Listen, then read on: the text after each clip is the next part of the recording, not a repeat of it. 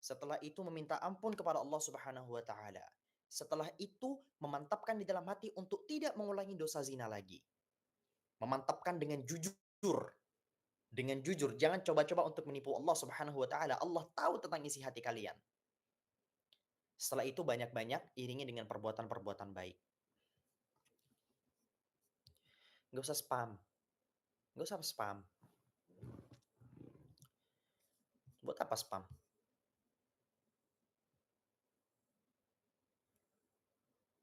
Eh, Jabir bin Samurah, ahsant, ahsant.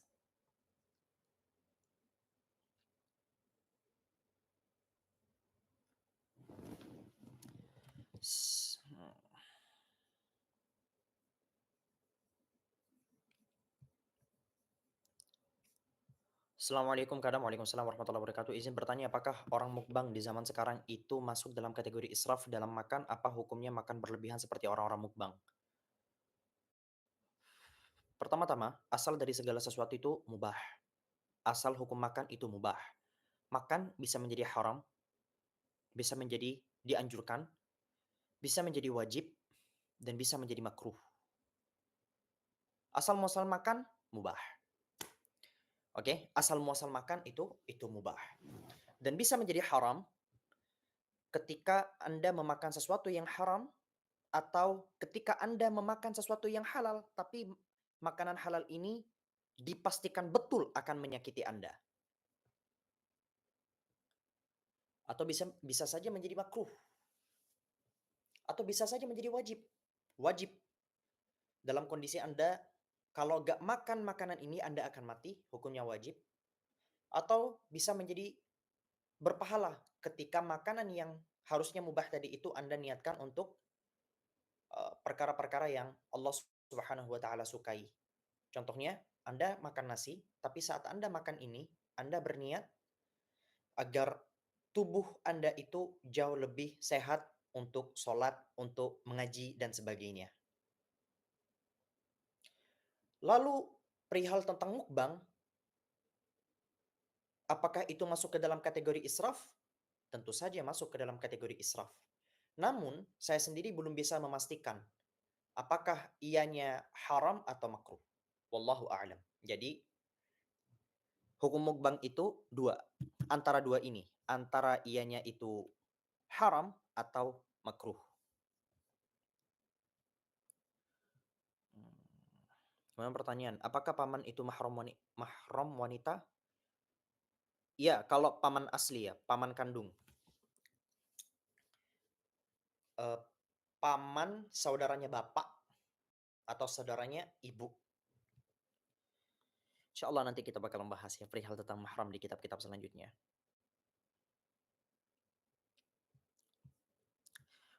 Kalian banyak banget komennya. Saya kira oke, random ya. Saya bakalan balas saya bakalan pilih random. Apakah air basuhan kemaluan? Maksudnya? Apabila terkena seluar dikira najis? Ini bahasa Melayu ya? Ini bahasa Melayu ya? Saya gak paham jujur. Saya gak paham.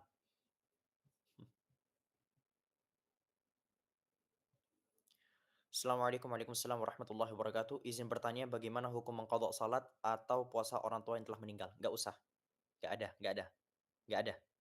Qaul mu'tamad dalam mazhab kita gak ada ya. Gak ada.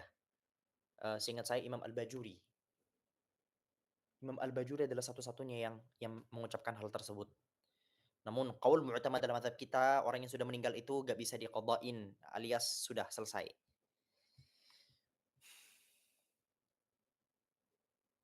Salat yang ditinggalkan selama bertahun-tahun lamanya dan saat sudah hijrah, apakah meninggalkan salat itu wajib diqadha?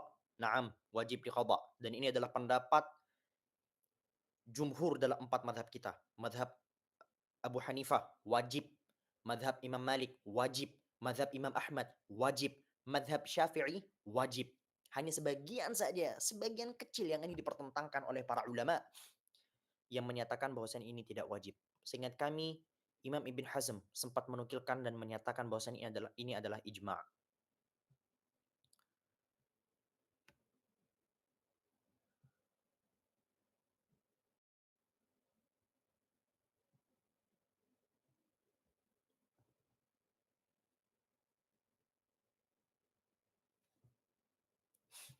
Hukum sholat sunnah tapi masih punya hutang sholat wajib yang tidak diperbolehkan.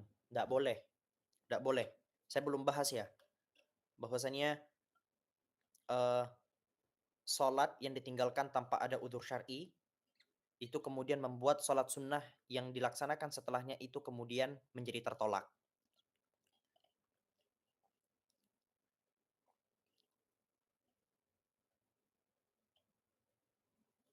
Kak bahas tentang syirik dan riya.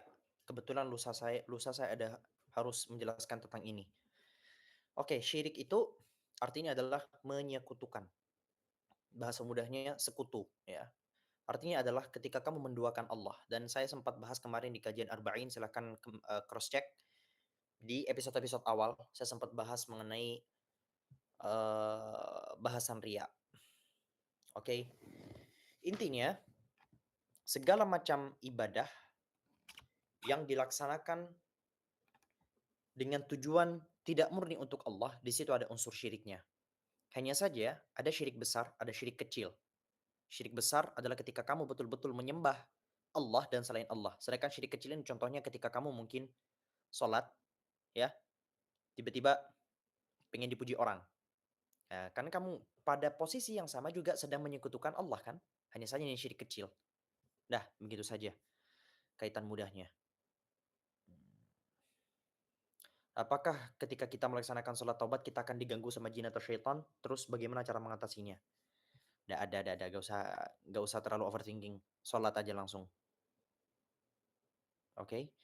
Bang, di sini bukan tempat belajar akhlak ya?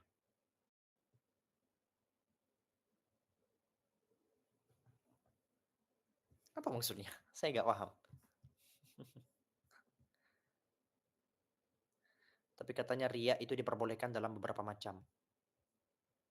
Nah, dalam beberapa perkara riya itu diperkenankan. Cuman saya khawatir ketika itu disampaikan di sini nanti malah eee, terjadi hal-hal yang tidak diinginkan. Seperti ada ulama yang bilang bahwasanya riya sama orang tua itu boleh. Dan nggak perlu lah kita bahas itu sekarang. Insya Allah ya, di momen yang berbeda.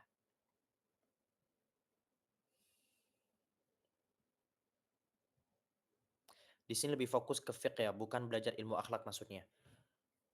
Enggak, cuman kebetulan saja kali kali ini yang saya kaji adalah, fiqh. Saya sempat sebenarnya punya rencana untuk tidak mau membahas satupun kitab akhlak, kitab fiqh, kitab tasawuf di channel ini.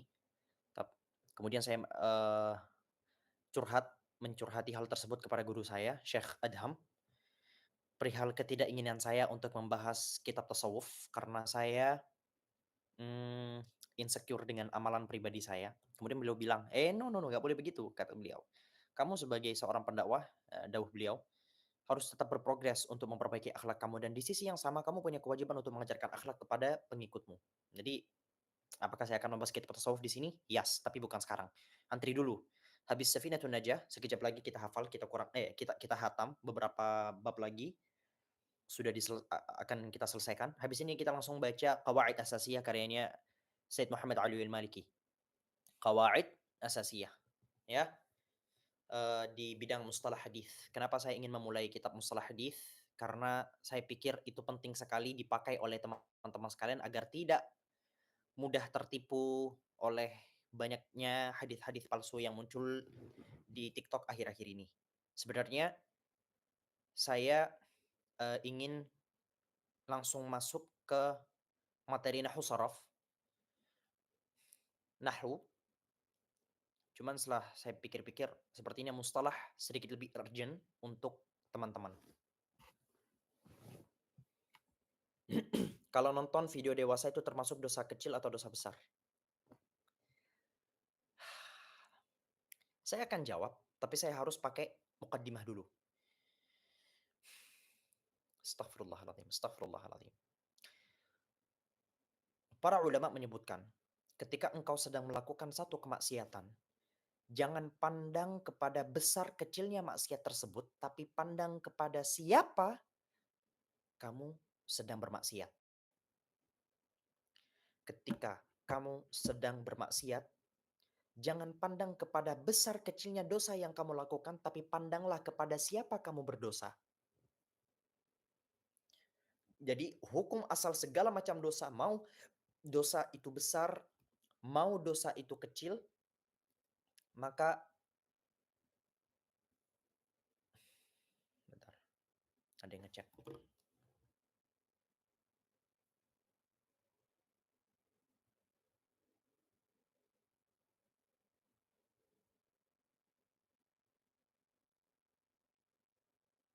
Oke, sampai mana sih tadi? Ya, orang-orang yang meninggalkan hakikatnya ke sana. Kita tadi sudah bahas perbedaan dosa besar dan dosa kecil. Para ulama kemudian menyebutkan tidak ada yang disebut sebagai dosa besar ketika senantiasa diiringi dengan taubat. Dan tidak ada yang disebut sebagai dosa kecil ketika selalu diulang-ulang tanpa penyesalan.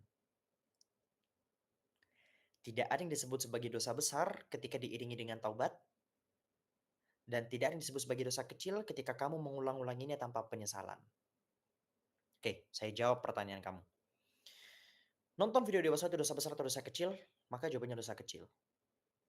Biidznillah, apabila Allah masih memperpanjang usia saya, di channel ini juga saya bakalan bahas tentang apa saja dosa-dosa besar. Dan dosa-dosa besar itu bisa dihitung jari kok, nggak banyak. Nggak banyak. Sedangkan tersisa dari jumlah dosa-dosa besar itu adalah dosa kecil. Jadi segala macam permulaan zina itu semuanya masih dianggap sebagai dosa kecil. Sentuhannya, ciumannya, dan sebagainya, itu dosa kecil. Kapan menjadi dosa besar? Ketika sudah masuk. Ketika sudah masuk. Alladzina yajtanibuna kaba'iral itsmi wal fawahisha illa lamam. Itu dalilnya. Sampai di situ saja. Ingat, saya bahas ini, kenapa saya menjawab pertanyaan Anda? Karena ini adalah channel ilmu. Ya, dan saya percaya bahwa semua teman-teman yang ada di sini, andai kata saya nge-live di TikTok, saya gak mau jawab. Andai kata saya nge-live di TikTok, atau saya nge-live di channel satunya, atau saya nge-live di Instagram, saya gak mau jawab. Alasan saya menjawab itu di sini, karena ini adalah channel ilmu, dan saya yakin semua yang datang di sini adalah sekumpulan para penuntut-penuntut ilmu, yang tidak akan mungkin mempermainkan ilmu Allah.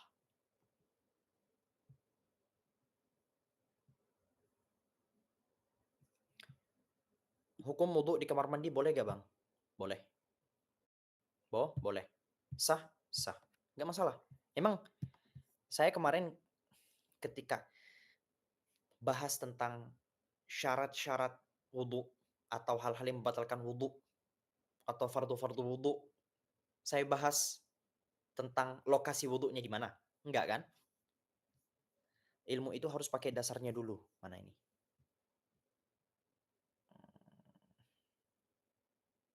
Ilmu itu harus belajar dasarnya dulu sama guru, jangan langsung belajar ilmu tinggi. Ini nanti kalau dasarnya belum benar pasti kebingungan kan? Benar. Ya, benar. Apakah mengganti sholat subuh sesudah sholat zuhur itu diperkenankan? Bebas. Bebas. Tidak ada syarat dan ketentuan khusus kapan harus dilaksanakan. Ada hoax yang bertebaran di masyarakat bahwasannya qadha itu harus dilaksanakan pada tempatnya. Misalnya, pengen qadha zuhur, dia harus qadhanya di waktu zuhur. Apa-apaan itu? Nggak ada. Ah,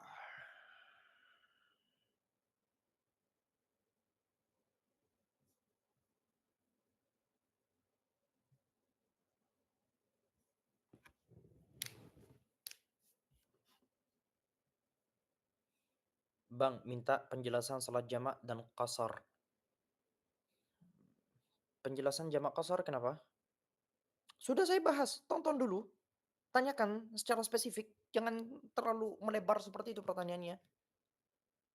Sudah saya bahas.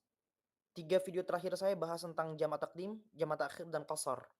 Dan saya sudah shoot syarat Jumat. Sudah, cuman masih di private. Santai. Kalau wudu di WC itu gimana? Sah, cuman ketika ditanya mana yang lebih baik, wudu di WC atau di luar WC? Di luar WC. Apakah boleh mengqadha shalat secara jamaah? Boleh. Dengan dan salah satu di antara syarat jamaah yang saya sebutkan kemarin itu adalah, eee, tidak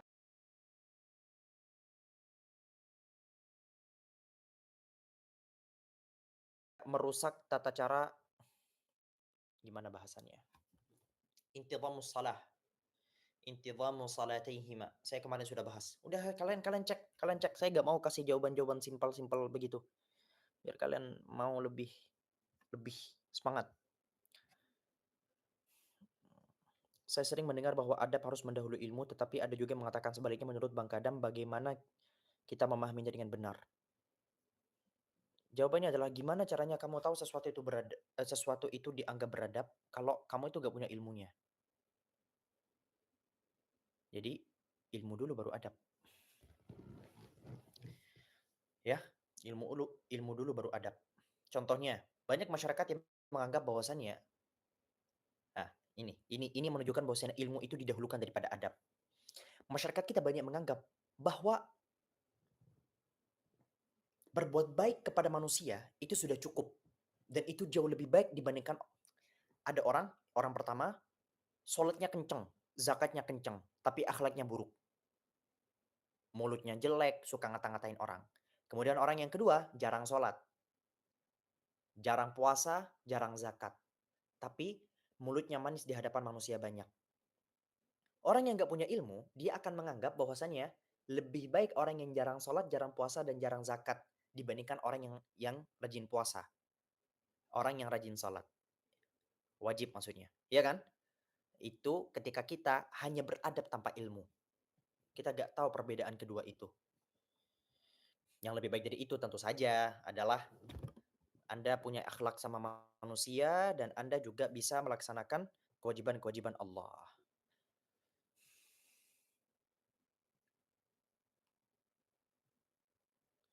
Bang Kadam, rekomendasi kitab mantiq untuk mubtadi. Apalagi kecuali Sulamul Munawwarah atau Isaruji. Saya kemarin sempat pengen pengen bahas sulam di sini, cuman nantilah. Masih banyak yang harus didahulukan.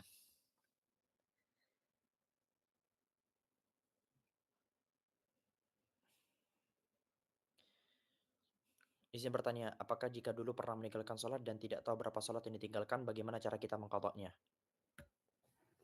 Ambil kertas, kemudian dikira-kira. Setiap kali muncul keraguan, maka dianggap tidak sholat. Maksudnya, andai kata nih, eee, kalian bingung, hari Senin saya sholat apa enggak ya? Berarti nggak sholat, hitung.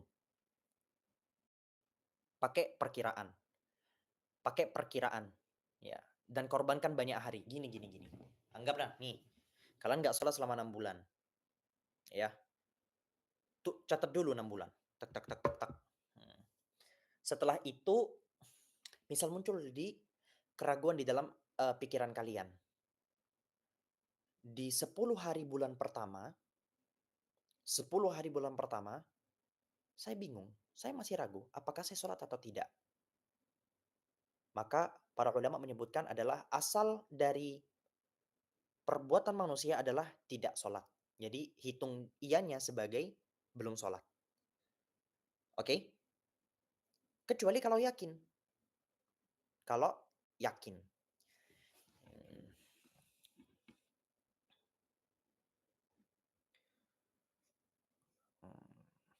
Chan, Ana gak pernah ngumpulin rambut saat haid, sedangkan guru Ana menyarankan untuk dikumpulkan gimana? Nggak usah dikumpulkan. Nggak usah dikumpulkan. Apa maksud maksud dikumpulkan tuh apa? Maksud dikumpulkan itu apa? Bentar bentar, kesalahan saya ini kesalahan saya, tidak bertanya lebih lanjut. Dikumpulkan gimana? Kalau dikumpulkan kemudian dibawa mandi bareng, enggak begitu. Tapi kalau dikumpulkan untuk ditanam, yes memang dianjurkan. Dianjurkan ya, dalam agama kita untuk menanam segala macam sesuatu yang terlepas dari tubuh kita seperti rambut, kuku, dan sebagainya. Kak, S2 nanti tidak melayani pertanyaan pribadi. Hmm. Lora, gimana caranya bersikap kepada orang mengatakan bahwa dirinya tidak sholat tapi ruhnya sudah sholat padahal dia itu tidak sholat. Gimana itu Lora? Tinggalin, tabok dulu, plak gitu biar dia segera sadar. Hmm. Apakah sah sholat jamaah tapi imamnya baca tasydid-tasydid di dalam hati? Maksud? Maksud gimana? Bacaan imamnya nggak benar gitu. Saya sudah detailkan kemarin. Saya sudah detailkan kemarin. Perihal mana bentuk penyelewengan bacaan Al-Quran yang merusak sholat dan yang tidak merusak sholat. Silahkan tonton videonya. Syarat tahiyat, syarat syarat bacaan tahiyat, dan syarat bacaan Al-Fatihah. Silahkan dicek lagi. Kalau imamnya ternyata melakukan kesalahan yang kemudian merusak merusak sholat, maka Anda harus niat mufarakah alias niat memisahkan diri. Niat memisahkan diri dari imam.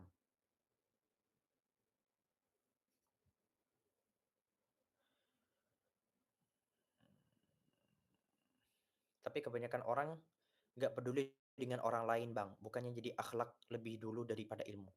Apa maksud kamu? Nggak paham.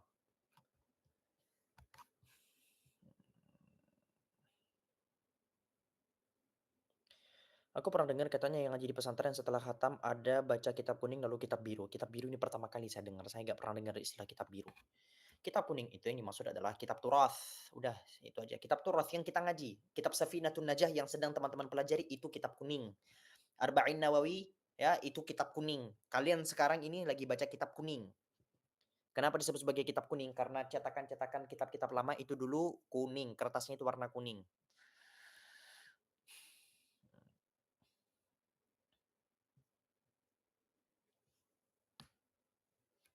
Lora, hukum seorang suami mengatakan aku menyesal menjadi suamimu, apakah termasuk talak?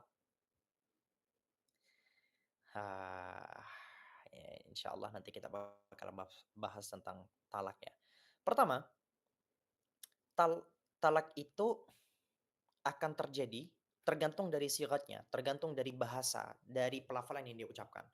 Ketika dia mengucapkan sesuatu ya, di mana kalimat tadi itu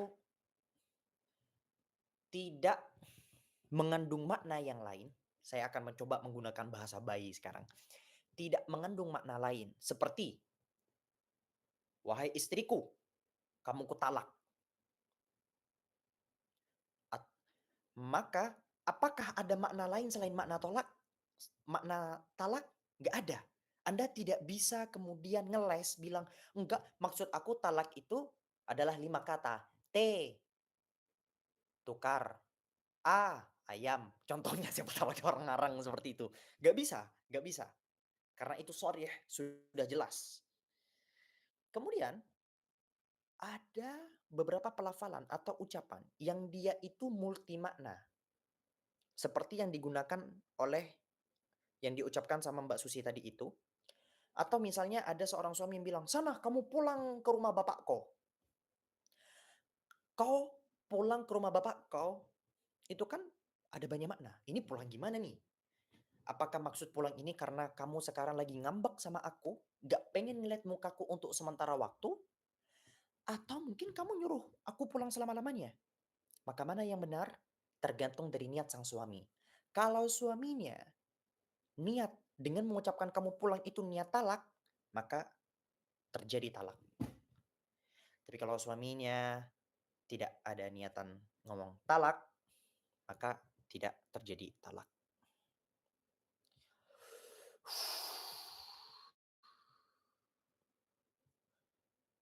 Imam baca bacaan sholatnya di dalam hati saat jamaah.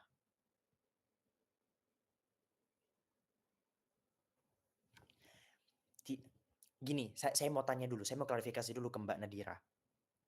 Imam baca di dalam hati atau imam tidak mengeraskan bacaan? Ini ada perbedaan. Kalau imam tidak mengeraskan bacaan, ya gak masalah. Tapi kalau imamnya baca di dalam hati, ya batal sholat imam.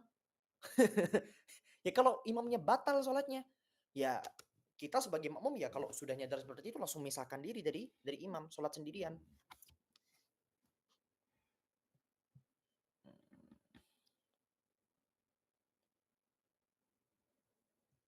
Cewek sedang haid apakah boleh membaca rotib? Saya sudah bahas kemarin, apa saja yang dilarang bagi perempuan yang haid. Silakan cross check lagi videonya. Oke, cross check lagi videonya, brother, sister. Ayolah, jangan malas-malasan. Ini adalah tonton, tonton, tonton. Kalian harus bertadarruj. Tadarruj, harus semangat.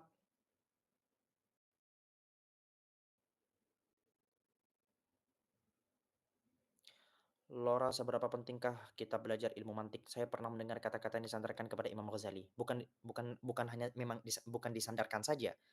Istilah disandarkan itu biasanya ketika diragukan ucapannya. Enggak, ini tidak diragukan. Imam Al-Ghazali memang betul-betul mengucapkan kalimat tersebut. Dia diragukan ketika dia ternyata banyak menggunakan falasi-falasi dalam pemikirannya. Itu.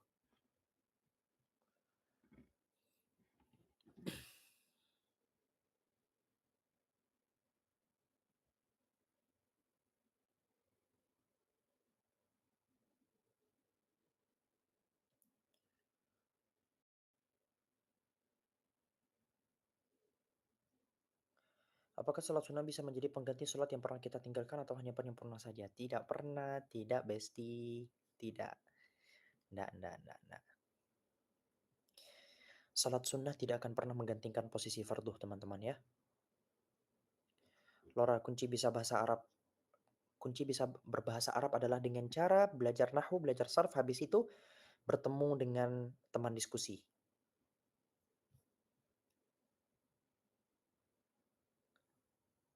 Berarti niatnya usolli fardah. Apa? Apa ini? Apa ini? Maksudnya apa ini? Ini pertanyaan apa ini? Kok tiba-tiba langsung berarti niatnya usolli fardah?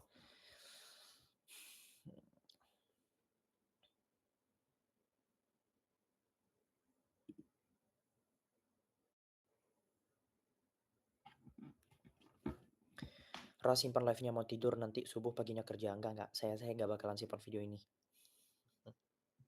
Ini sebenarnya cuman uji coba doang. Bikin grup WA, Lora. Ya, saya pengen bikin grup WA, tapi setelah selesai semuanya, selesai dari Safinatun Najah, bukan sekarang.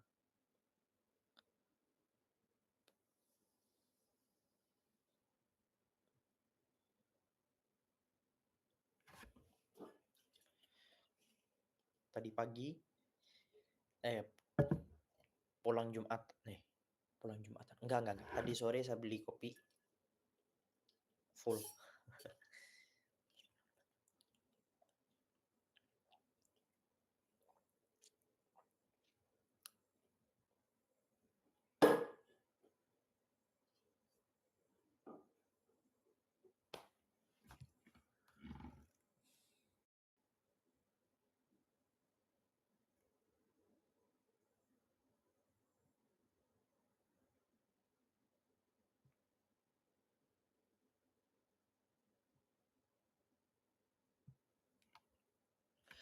Ra, saya punya kebiasaan buruk yaitu kesiangan dalam waktu subuh karena beberapa hal. Gimana sih cara manage waktunya? Saya lihat abang begadang, iya, tahajudnya insya Allah. Emang istirahatnya jam berapa?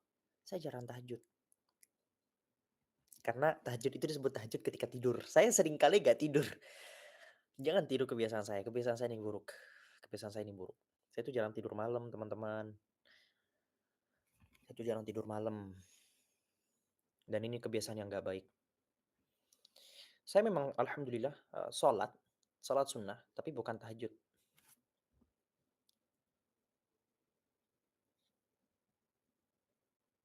Bagaimana cara ganti sholat yang ditinggalkan?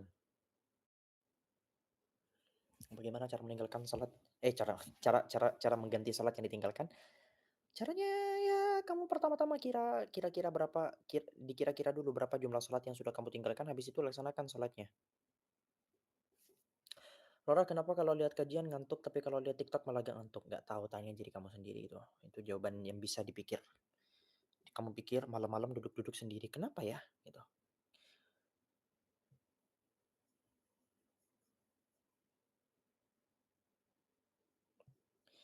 Maaf Kak, izin bertanya, bukannya kita harus memberikan hak untuk mata ya Kak?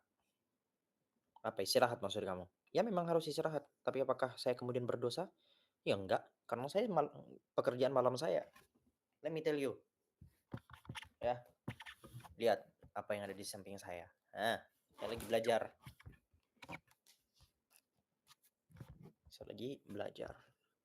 Dan andai kata kalian nyuruh saya untuk ngelarang saya untuk begadang, niscaya 90% video mata nakrak itu yang kalian lihat itu gak ada.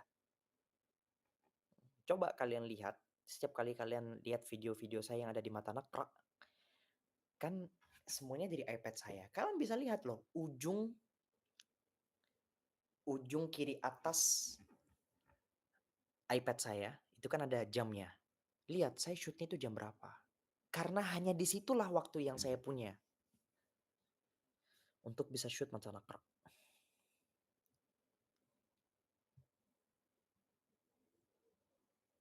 Kayak Imam Nawawi ya, tidurnya karena kecapean lagi belajar. Eh, jangan jangan samakan saya dengan Imam Nawawi ya. Imam Nawawi gak tiktokan, murni hidupnya buat belajar. Memang ada sisi miripnya, tapi Allahul musta'an. Kepalanya apa gak pusing kah? Motivasi semangat belajarnya. Motivasi semangat belajar, kalau dulu di awal-awal, saya karena takut bodoh aja. Menjadi bodoh itu menyakitkan. Jadi alasan alasan awal-awal saya itu suka belajar dulu itu gara-gara saya itu punya alhamdulillah Allah kasih saya privilege. Privilege saya adalah saya dikumpulkan dengan keluarga yang pintar-pintar. Setiap kali saya kumpul sama sepupu saya, kumpul sama banyak-banyak dari saudara-saudara saya, mereka tuh ngobrolin itu kitab, ngobrolin itu tentang buku-buku yang mereka suka. Jadi ketika saya ngobrol sama mereka, saya tuh gak nyambung dan sebel sendiri. Sehingga saya itu sebelum berangkat, misal nih ada acara pernikahan di rumah sepupu saya. Sebelum berangkat ke sana, saya itu baca dulu beberapa buku, beberapa materi-materi, kemudian ketika ke sana saya akan berusaha mengarahkan pembicaraan untuk membahas apa yang sudah saya baca tadi itu agar terlihat pintar di depan mereka. Ya, dan itu benar-benar memaksa saya untuk membaca, memaksa saya untuk belajar terus-menerus. Percaya atau tidak, pas masih SMA, saya pernah ditodong di acara pernikahan salah satu sepupu saya dan itu betul-betul kejadian memalukan dan saya trauma sampai sekarang dengan orang yang sama. Saya pernah punya trauma mendalam dan saya selalu sampai detik ini saya masih takut dengan sepupu saya yang Ono. Sepupu ini bukan berarti anaknya paman kandung, bukan, bukan. Di keluarga saya itu hubungan kami itu begitu dekat. Ada yang namanya sepopoh, dupopoh, telopopoh, sepupu sekali, sepupu dua kali, sepupu tiga kali itu masih dekat. Intinya ada salah satu dari kerabat saya yang tiba-tiba memanggil saya waktu itu di acara pernikahan. Kemudian tiba-tiba secara random menyuruh saya untuk mengambil kitab. Kitab. Habis itu saya ambilkan dan saya mau pergi. Terus dia manggil ke saya, "Husan, Husan, sini, sini, sini." Terus apa yang dilakukan? Itu pas saya masih SMA ya. Kitabnya dia buka, kemudian dia suruh kitab kitab gundul by the way ya, kitab gundul. Kemudian dia nyuruh saya, "Sen, baca dari sini sampai sini." Salah semua, Pak. Salah semua, Pak. Dari awal sampai akhir salah semua. Salah semua, salah kabeh. Salah kabeh. Dan saya malu banget, trauma banget dengan kejadian itu. Malu dan trauma. Pulang dari situ, saya jadi anak paling rajin sedunia. Kitab Kawakib, Kawakib, Al-Kawakib Duriyah itu, ya, kitab dalam Nahwu. Seminggu saya hatamkan 3 kali, 4 kali. Ada satu kitab kitab Kawakib mungkin teman-teman yang pernah mondok ya. Kitab Kawakib itu seminggu saya hatamkan 3 kali apa 4 kali saya. Karena saya trauma. Allah ya Allah ya Allah, ini nahwunya gimana? Ini nahwunya gimana? Sejak saat itu saya maksain diri untuk bisa baca kitab gundul. Jadi saya punya privilege untuk punya motivasi itu. Tapi makin ke sini, saya jadi menikmati, kehidupan belajar saya. Makin ke sini kayak udah bukan karena takut bodoh, bukan karena takut gak nyambung, karena alhamdulillah ketika saya ngobrol sama sepupu, ngobrol sama ini selalu nyambung. Eee, Sekarang lebih ke belajar itu ada hormon bahagia saya itu kayak naik gitu. Terutama ketika saya mendengar materi baru, saya kayak, "Oh gitu ya?" Gitu. Itu kayak nikmat banget. Ih, ini kamera MacBook saya wajahnya jadi gak simetris ya. Ya Allah, masih aja kepikiran itu. Lah bagaimana cara kuat hafalan? Kurangi dosa.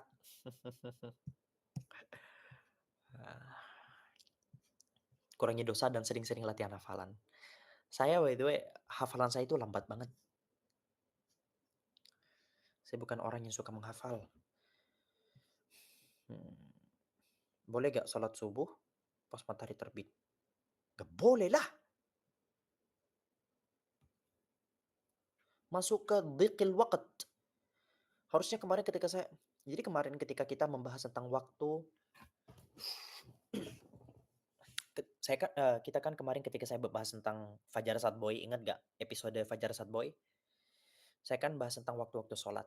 Nah, di setiap 5 waktu sholat itu sebenarnya ada waktu-waktu khususnya. Ada waktu dhiq, ada waktu ikhtiar, ada waktu udhr, ada waktu al-idrak, ada waktu fadilah, ada waqt apa namanya? Jawazin bila karaha, kemudian bi karaha. Itu sebenarnya ada pecahan-pecahannya. Tapi alasan saya kemarin gak bahas itu biar kalian gak bingung aja.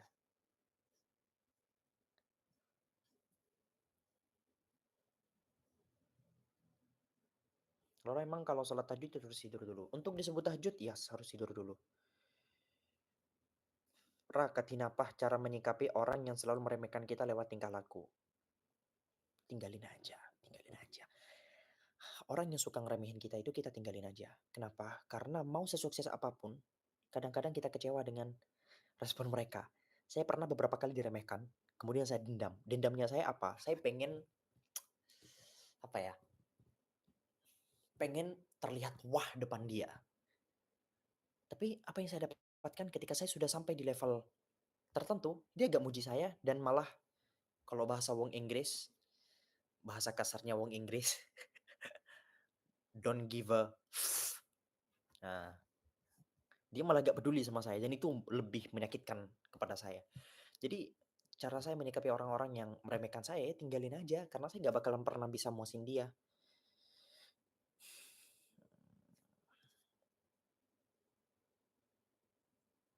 Sholatnya langsung dijadiin satu gitu kah? Pertanyaan tentang sholat yang ninggalin. Langsung jadi satu itu gimana? Maksudnya rokaatnya langsung dihitung? Enggak lah. Zuhur 4 rakaat, salam gitu. Asar 4 rakaat, salam gitu. Habis Safinatun aja bahasa apa? Qawaid asasiyah, mustalah.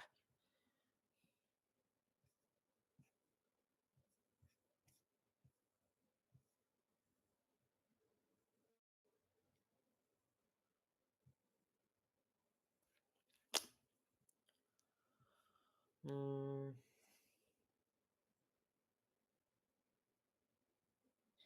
tapi kata Syekh Ali Jum'ah, salat tahajud tidak harus tidur dulu lora. Ahsant. Ada ulama yang berpendapat seperti itu, ada ulama yang berpendapat tidak. Kalau Anda bertanya ke saya mengikuti ulama yang menyatakan tidur merupakan syarat tahajud.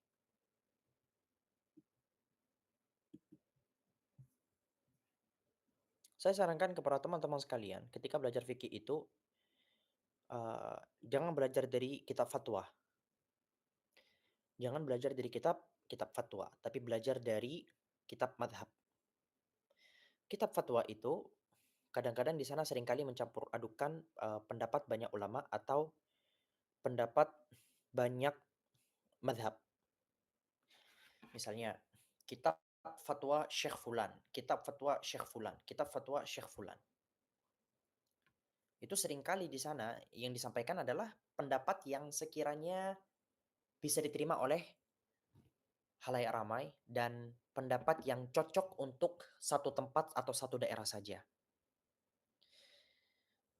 Tapi yang saya sarankan bagi teman-teman yang ingin belajar fiqh, mulai dari kitab-kitab madhab seperti Safina, Abi Syuja', Yaqutun Nafis, eee, lebih lebih, tinggi lagi mungkin belajar kitab apa lagi, Minhaj, kemudian baca kitab-kitab selanjutnya.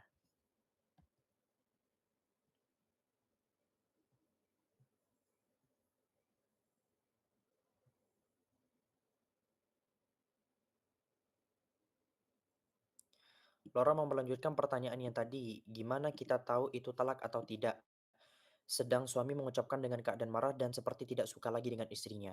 Tidak suka lagi dengan istrinya tidak kemudian membuat talak itu terjadi. Tanya ke suaminya, "Kamu tadi ketika ngomong seperti itu, kamu niat mentalak aku apa cuman kamu marah sama aku?" Ketika dia bilang, "Terbesit di dalam hati saya untuk mentalak kamu." Berarti sudah tertalak. Tapi kalau ketika ditanya,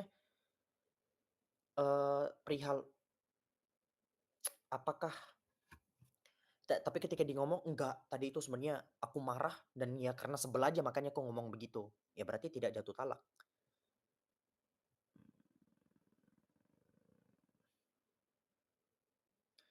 "Bang, kitab Syukurdan belum dicetak." Belum dicetak.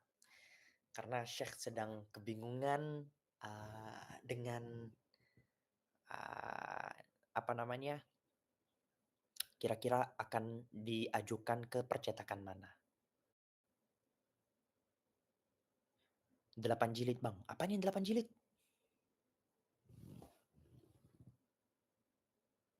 Ilmu munakahatnya sudah mantap, sisa prakteknya astagfirullahaladzim. Ketika saya kemarin ada di Cianjur, saya mengulang bab nikah itu ber berjuta-juta kali. Bab nikah, bab nafkah, bab apalagi, talak. Kalau talak begini ngomong gini, atau bahkan hal-hal yang paling random pun dibahas di kitab Syukur Jani Syekh Mustafa itu. Karena mereka menemukan, "Aku talak kamu dengan jumlah 5 kurangi satu beneran. Akan ku talak kamu seperempat." Itu tuh, itu ada. Dan saya ngaji itu kayak, "What? Siapa juga yang ngomong begini?" Tapi namanya fikih, semua dibahas.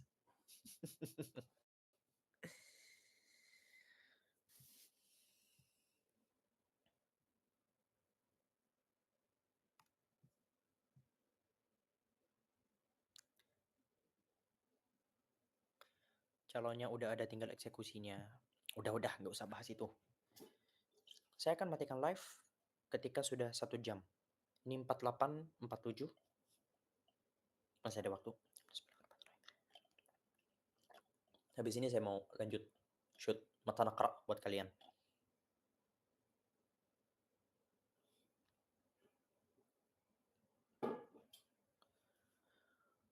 Hmm,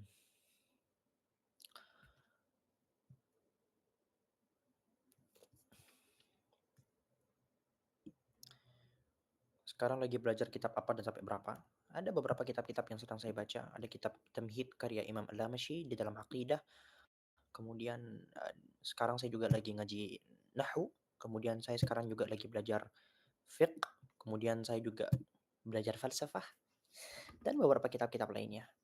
Tapi semuanya hari ini saya lagi belajar online full bersama dengan Syekh, beberapa guru saya.